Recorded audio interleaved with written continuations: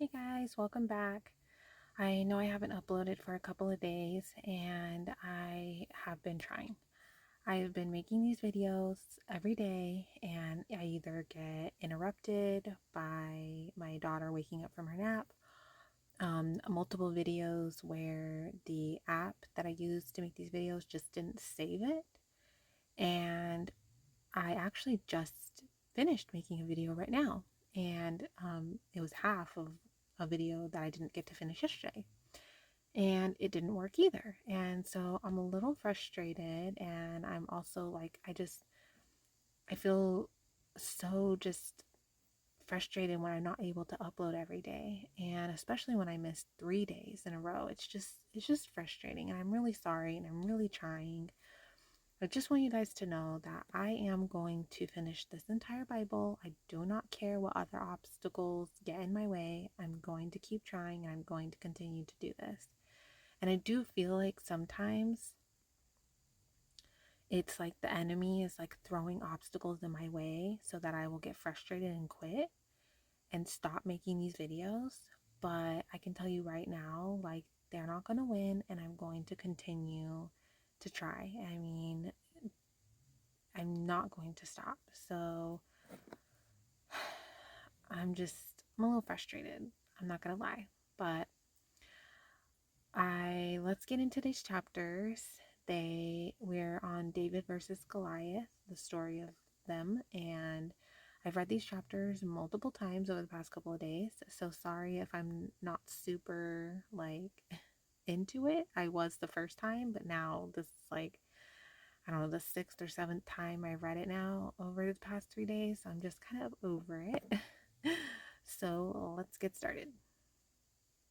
Then David spoke to the men who stood by him, saying, "What shall be done for the man who kills this Philistine and takes away the reproach from Israel? For who is this uncircumcised Philistine that he should defy the armies of the living God?" And the people answered him in this manner, saying, "So shall it be done for the man who kills him." Now Eliab, his oldest brother, heard when he spoke to the men. And Eliab's anger was aroused against David, and he said, "Why did you come down here? And with whom have you left those few sheep in the wilderness? I know your pride and the insolence of your heart, for you have come down to see the battle." And David said, "What have I done now? Is there not a cause?" Then he turned from him toward another and said the same thing.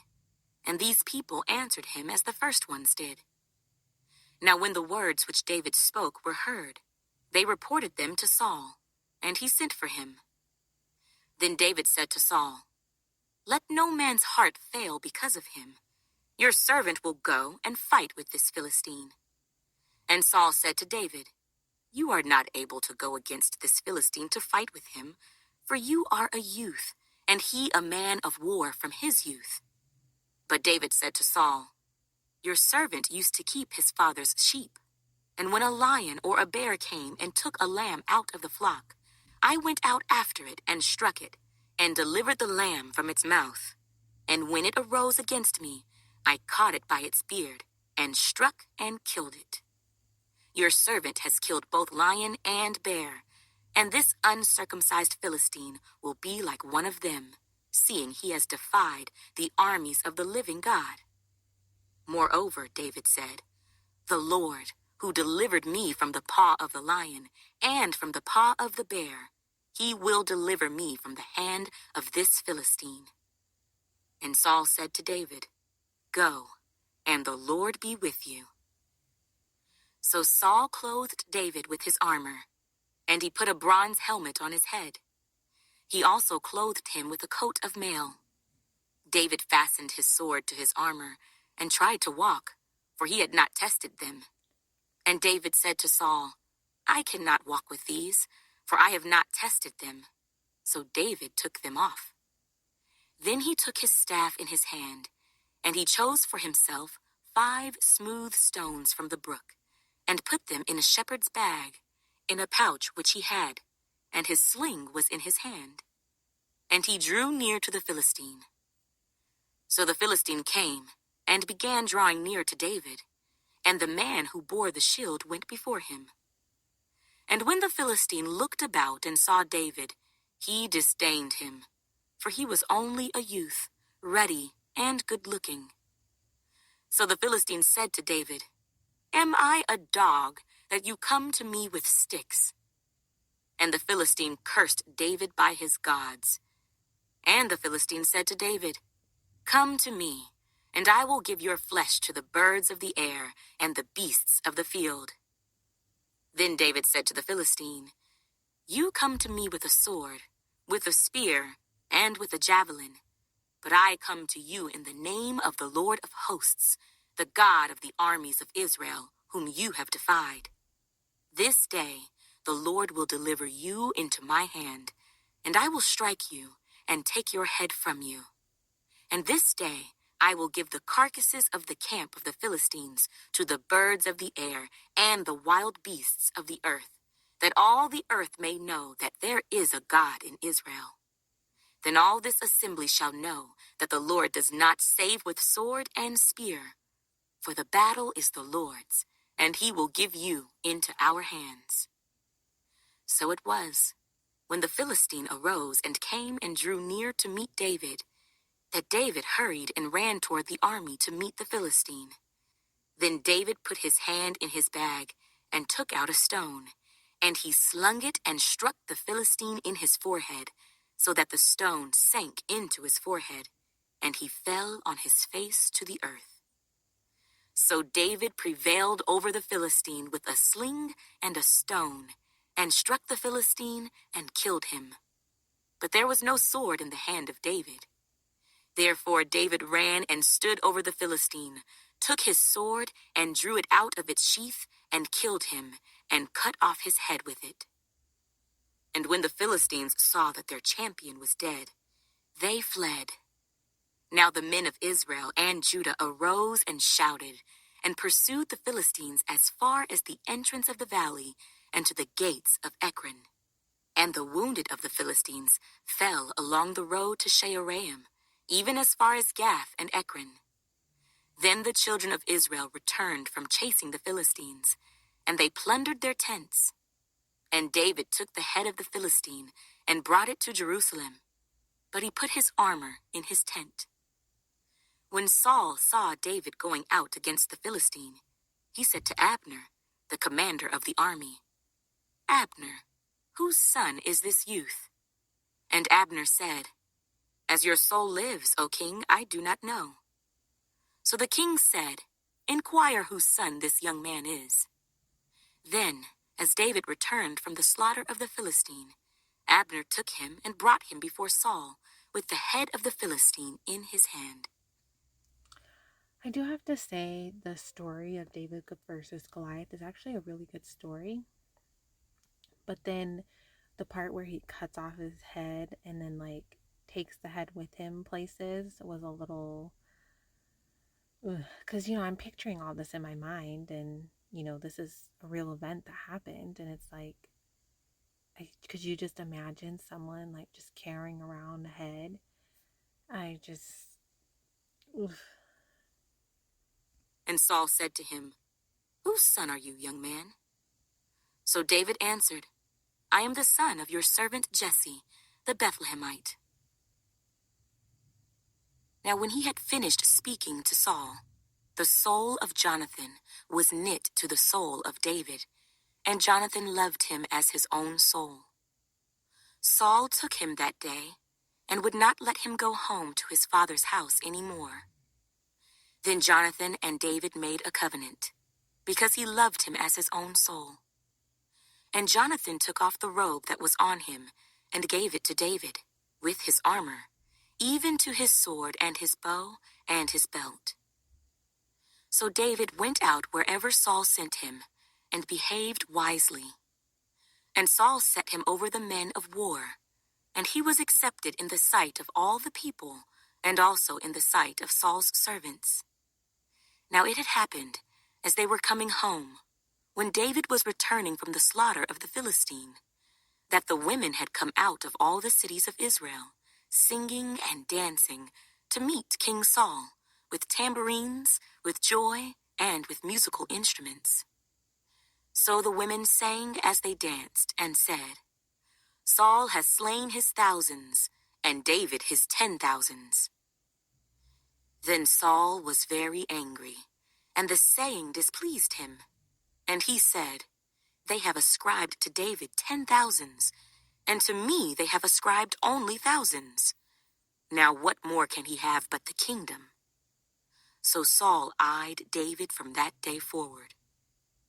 And it happened on the next day that the distressing spirit from God came upon Saul, and he prophesied inside the house. So David played music with his hand, as at other times, but there was a spear in Saul's hand. And Saul cast the spear, for he said, I will pin David to the wall. But David escaped his presence twice. Now Saul was afraid of David, because the Lord was with him, but had departed from Saul.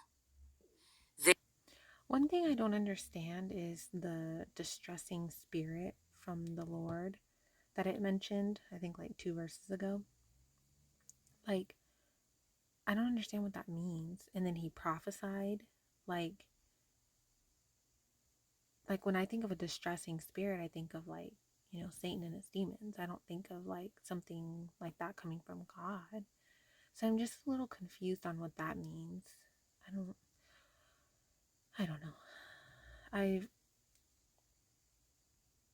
I probably should have looked this up over the past couple of days, but not gonna lie, guys. I've been really busy and I'm really tired, and I just want to make the video with today's chapter so I can move on to the next chapters. Therefore Saul removed him from his presence, and made him his captain over 1,000, and he went out and came in before the people. And David behaved wisely in all his ways, and the Lord was with him. Therefore, when Saul saw that he behaved very wisely, he was afraid of him. But all Israel and Judah loved David, because he went out and came in before them. Then Saul said to David, Here is my older daughter, Merab. I will give her to you as a wife. Only be valiant for me, and fight the Lord's battles.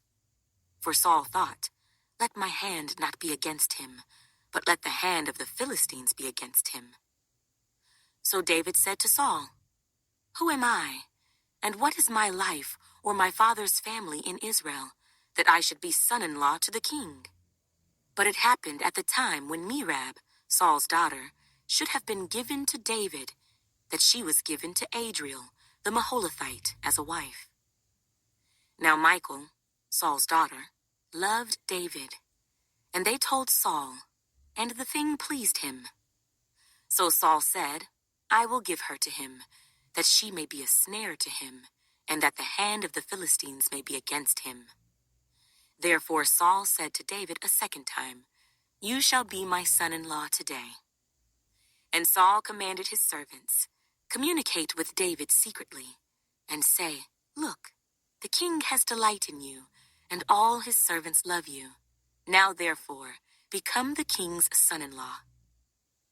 So Saul's servants spoke those words in the hearing of David. And David said, Does it seem to you a light thing to be a king's son-in-law, seeing I am a poor and lightly esteemed man? And the servants of Saul told him, saying, In this manner David spoke.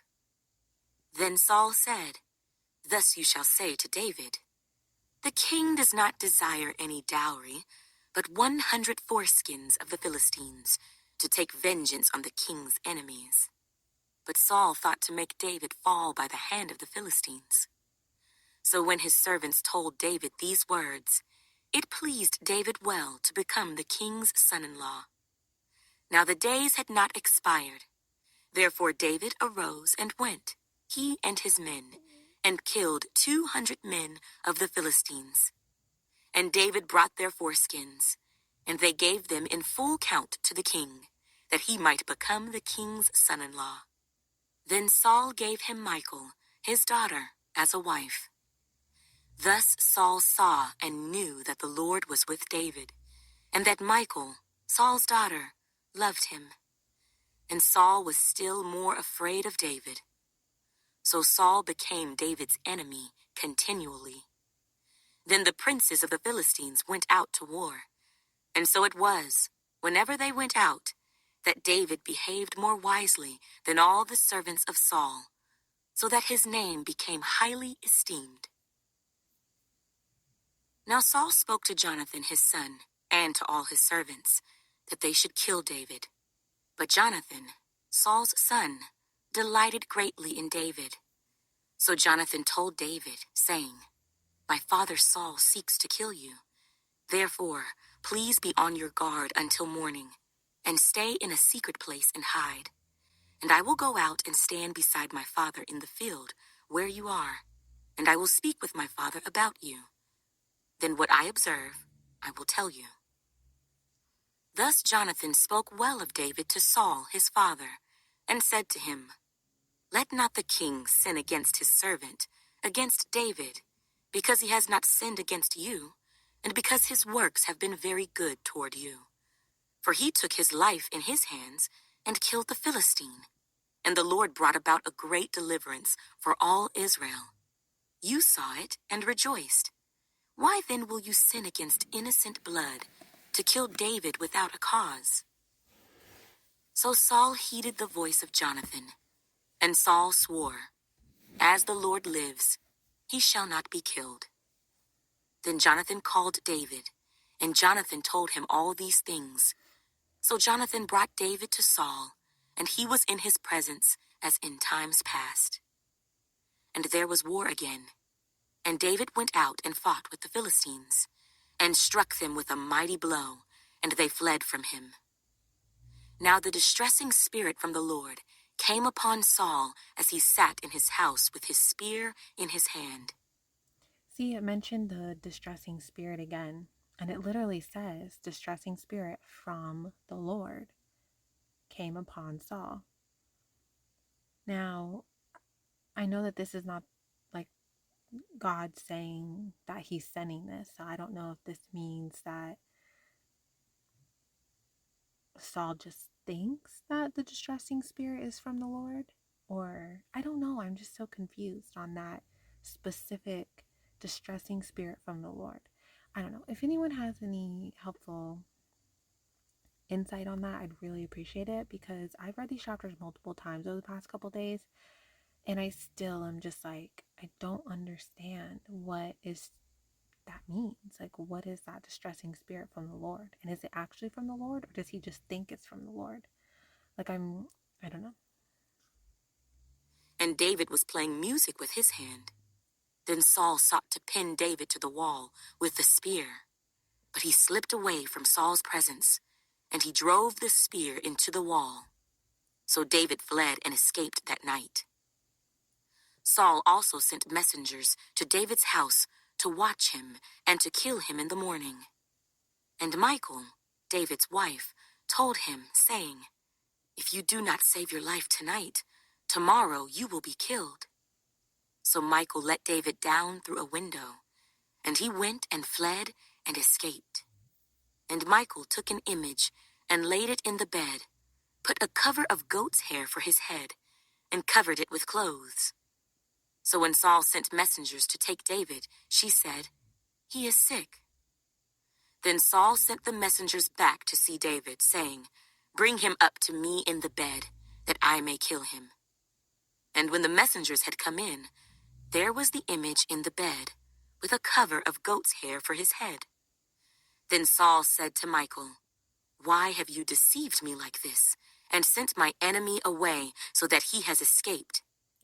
And Michal answered Saul, "He said to me, 'Let me go. Why should I kill you?'" So David fled and escaped, and went to Samuel at Ramah, and told him all that Saul had done to him. And he and Samuel went and stayed in Naioth. Now it was told Saul, saying, "Take note, David is at Naioth in Ramah." Then Saul sent messengers to take David. And when they saw the group of prophets prophesying, and Samuel standing as leader over them, the Spirit of God came upon the messengers of Saul, and they also prophesied. And when Saul was told, he sent other messengers, and they prophesied likewise. Then Saul sent messengers again the third time, and they prophesied also. Then he also went to Ramah, and came to the great well that is at Secu. So he asked and said, Where are Samuel and David? And someone said, Indeed, they are at Naioth in Ramah. So he went there to Naioth in Ramah. Then the Spirit of God was upon him also, and he went on and prophesied until he came to Naioth in Ramah. And he also stripped off his clothes and prophesied before Samuel in like manner, and lay down naked all that day and all that night. Therefore they say, Is Saul also among the prophets? Okay, there we go. Also, over the past couple of days, I've not understood the very end of these chapters about how every time they sent the messengers, they started prophesying. I don't know what that means. Like, uh, I don't understand that. And then I don't understand, like, the Spirit of God came upon Saul and he prophesied. And it says, and he went on and prophesied until he came to Naoth and Ramah. I don't understand what that means. Like he's walking to Ramah and or on a donkey or whatever, and he or whatever, however they traveled, and he's prophesying. Like, what does that mean? Like, I don't understand that. And then what, he laid down naked all that day and all that night. I don't understand, why is he naked? What's going on there? Like, I don't understand the ending, and I'm hoping the next chapters will, like, maybe give me some more insight on that. I don't know, unless someone else has some insight, because when I was recording the next day's chapters this morning, I wasn't able to fully listen to it, um because I just wasn't able to. Anyways, I'll spare you the details. And I'm a little confused, I'm not gonna lie. But all I can say, guys, is I'm really, really praying that this video goes through and saves so I can upload it. And I'm hoping I can do day 88 chapters this evening when my daughter takes her second nap, because I really hate missing days and I'm really behind and I really would like to move forward. So, um, fingers crossed, guys. Bye.